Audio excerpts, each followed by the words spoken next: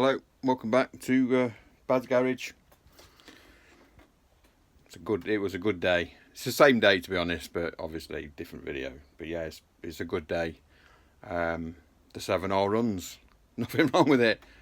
So it's been sat around in that guy's garage for 3 years. I should have just done it myself in the first place. I should never, because I'm quite capable of fixing most things within reason. You know, like I said, I'm not a mechanic, but I suppose I'm quite mechanically minded.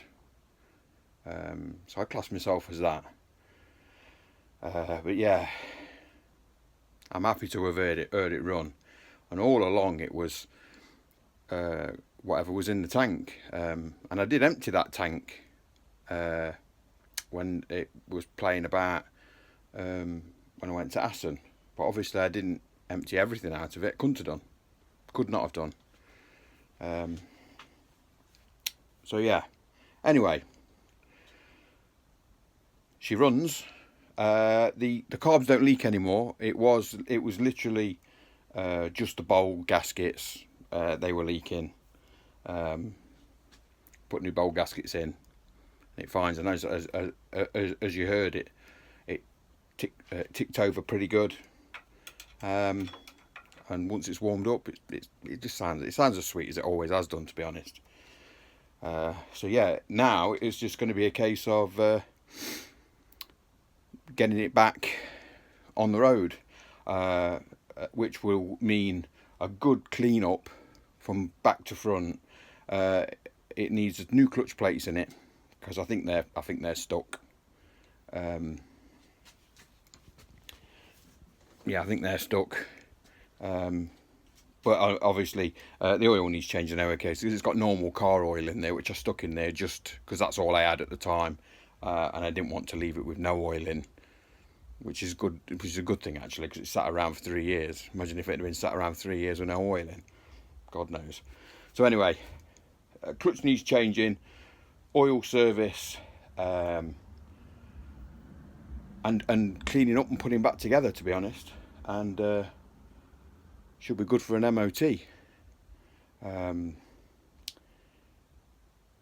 only downside to it is that the series on the 7R is going to be a bit shorter than I expected, but obviously it teaches me a lesson that, you know, I should always persevere and stick to try and fixing things for myself if I can. Because I worked out pretty quickly once I'd undone the carbs that there was no fuel in them carbs, and hadn't been for a long while. So that's when I quickly thought, well, maybe that's the reason why it wasn't starting, because there was no fuel getting to it. And as you saw, she kicked into life like I was starting up for the first time after a winter layup, and that's after 3 years. So yeah, really happy, really pleased. This is just an update, really. I've not really got an awful lot to say, because I've got to process the fact that I've just sorted my 7R out. So yeah, we'll get to recommissioning the 7R very soon, and probably in a lot less videos than I expected. Then I suppose I'm gonna have to find something else to do, aren't I? Perhaps I'll not tell the wife, eh? But yeah, we'll have a look. But yeah, you know, we'll concentrate on getting this sorted out. Oh, let me just show you the tank, by the way. Right, so this tank, as you know, was in vinegar for 4 days. It cleaned up pretty well. Put the emulsion in. It hasn't flash rusted, but it has still got a couple of bits going on.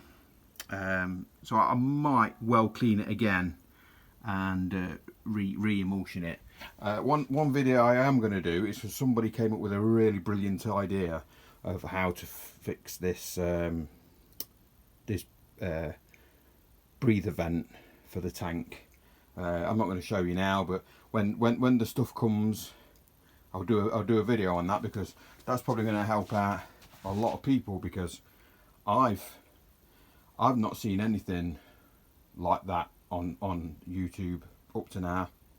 Nobody's suggested what this guy suggested, and when I do that video, I'll look his name up, and I'll stick his name in the video as a thank you if this works. I think it will, but we'll do that when the stuff comes. But anyway, the tank, there's no bits in it. It's as almost as good as I can probably imagine getting it. But we're not going to worry about that for now. That's a peanut problem at the minute.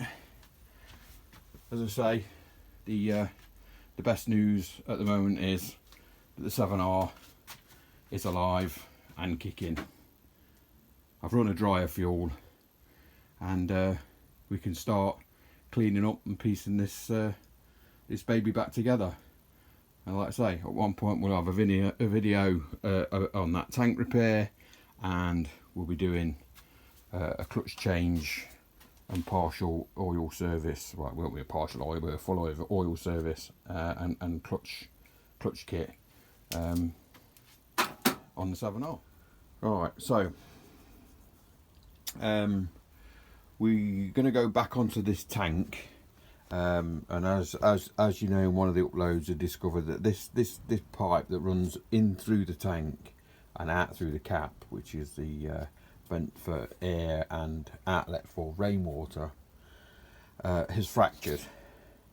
Apparently quite common for it, and one way of fixing it is to aim it at it, is you would cut the end of that off and drill it out, same the other end, and then you would get some copper line, and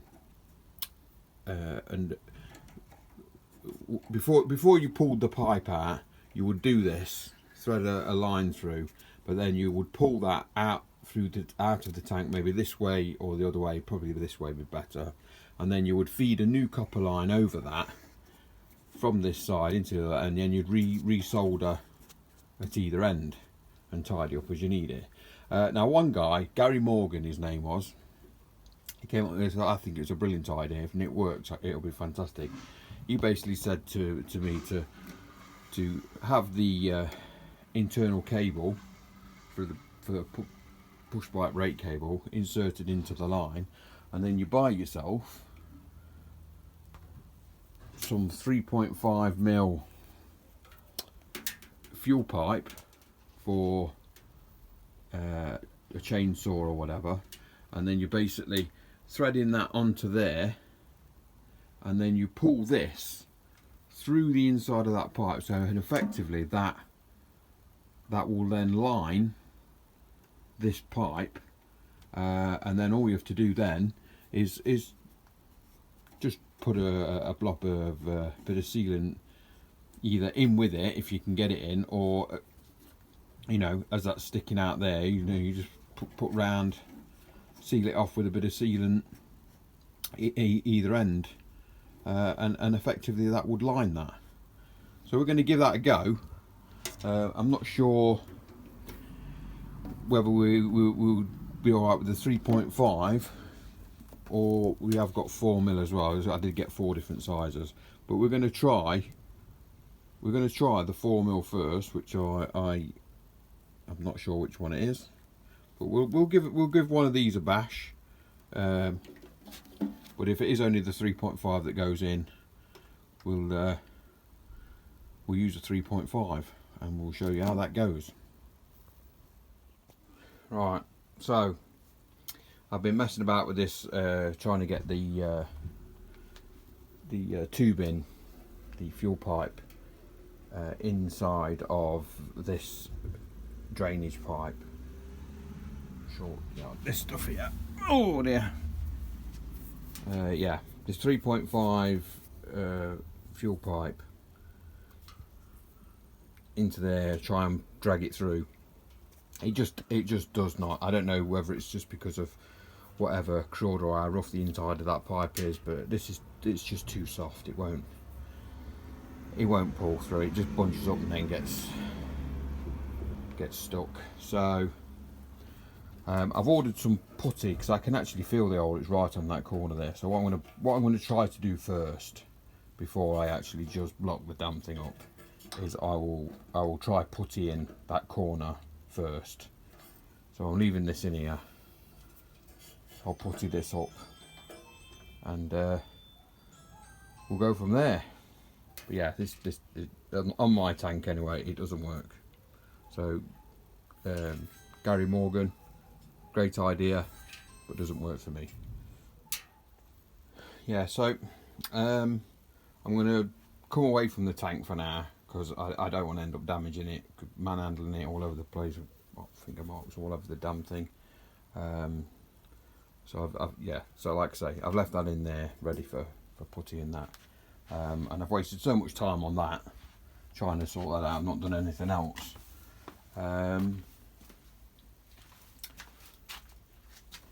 So yeah, I'm not actually going to get anything more done today on this, as we know she does run.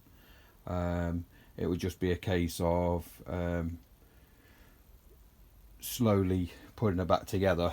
I will have to run her up and actually get her up to temperature at some point, because I'm going to have to top up the water, because of obviously there's water lines that run around the carbs, and they're going to need to be obviously have fluid going through them. So once it's warmed up, I will probably have to top it up anyway, and then we can crack on with the clutch plates as soon as the new gasket comes, because I've had to order a new gasket because the guy who had the bike has lost the one that I supplied with the bike. So that's something else to add to the bill. But yeah, that's all I can do today, I'm afraid, because I'm running out of time, and you know I'm on earlys this week, so I have to get up at silly o'clock. So don't forget to like and subscribe. See you next time. Cheers.